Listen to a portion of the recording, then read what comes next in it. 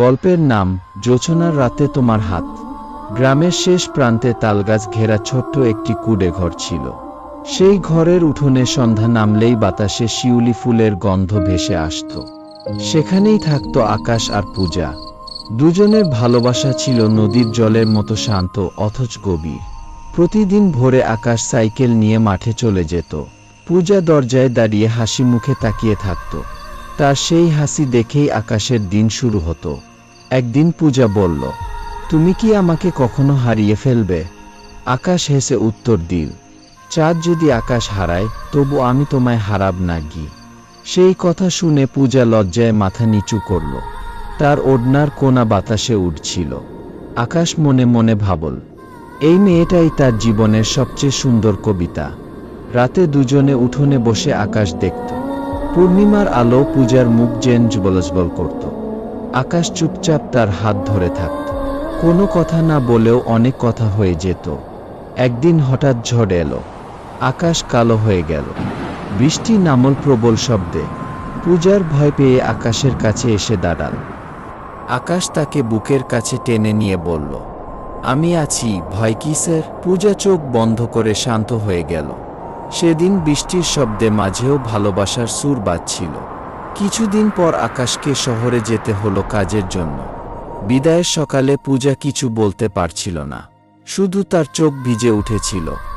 আকাশ বলল, আমি আসব, অপেক্ষা করো কি? পূজা কাঁপা গলায় বলল, দেরি করো না ঘি, আমি অপেক্ষায় থাকব। দিন যায়, রাত যায়। পূজা প্রতিদিন রাতে উঠোনে বসে আকাশের চাঁদের দিকে তাকিয়ে সে ভাবত, এই একই চাঁদ কি আকাশও দেখছে? শহরের ব্যস্ত রাস্তায় দাঁড়িয়ে আকাশও চাঁদের দিকে তাকাত। তার মনে পড়ত গ্রামের সেই কুঁড়ে ঘর কথা, আর পূজার সেই মিষ্টি হাসি, আর তার নরম হাতের স্পর্শ। অনেক মাস পরে এক পূর্ণিমা রাতে আকাশ ফিরে এল। সাইকেলের ঘণ্টার শব্দে পূজা ছুটে বাইরে এলো। দুজন দুজনের চোখে তাকিয়ে শুধু আনন্দ আর অশ্রু। পূজা কিছু বলার আগেই আকাশ বলল, আমি তো বলেছিলাম ফিরব উই। পূজা কেঁদে হেসে উত্তর দিল, আমি জানতাম উই। তারপর সেই রাতে তারা দুজনে দোলনায় বসেছিল। পূজা মাথা রেখেছিল আকাশের কাঁধে। চাঁদ নেমে এসেছিল যেন তাদের খুব কাছে। আকাশ ধীরে বলল, আমার সব পথের শেষ তুমি উ। পূজা চোখ বন্ধ করে বলল, আর আমার সব অপেক্ষার নাম তুমি কি। চারপাশে নিস্তব্ধতা ছিল, শুধু হাওয়ার মৃদু শব্দ। তার মাঝেই জন্ম নিল নতুন প্রতিশ্রুতি। যতদিন আকাশে চাঁদ উঠবে, যতদিন ভোরে আলো ফুটবে, ততদিন তারা একে অপরকে ভালোবাসবে।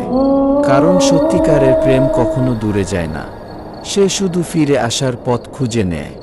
আর সেই কুঁড়ে ঘরের উঠোনে আজও নাকি পূর্ণিমা রাতে দুজন মানুষকে দেখা যায়, হাতে হাত রেখে বসে আছে, চুপচাপ, অথচ পৃথিবীর সবচেয়ে সুন্দর ভাষায় কথা বলছে।